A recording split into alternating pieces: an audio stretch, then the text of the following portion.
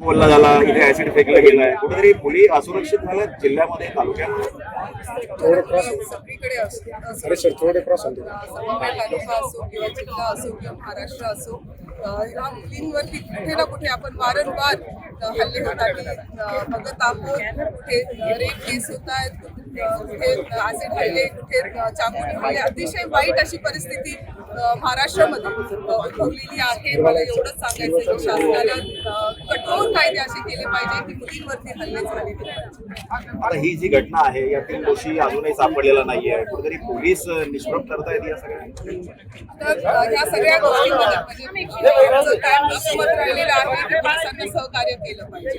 जिथे कोणाला काही इन्फॉर्मेशन असेल त्यांनी पोलिसांपर्यंत पोहोचवली पाहिजे. त्याच्यामध्ये कोणत्या गटाचा आहे, कोणत्या पार्टीचा आहे, कोणत्या समाजाचा आहे, ह्या सगळ्या गोष्टी न विचार करता पोलीस त्यांचं काम करण्याचा प्रयत्न करतात, पण अजून त्यांना काही रिझल्ट भेटलेला नाही. मला वाईट ह्याचं वाटतं की जे CCTV होते ते काही ठिकाणी बंद आहेत, काही ठिकाणी चालू आहेत, काही ठिकाणी लागले नाही. तर मला शाळेच्या परिसरामध्ये म्हणजे मला खरंच सरकारला विनंती करायची आहे की त्यांनी मुलींच्या सुरक्षेसाठी काय त्यांना फंड वाढवता येईल त्यांनी तो वाढवला पाहिजे. शाळेच्या ठिकाणी, हायवेवरती, चौकांमध्ये CCTV कॅमेराज जे आहेत ते लागलेच पाहिजे.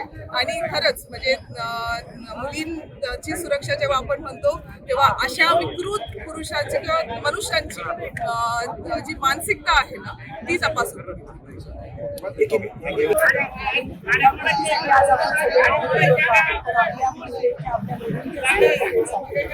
आपण बघतोय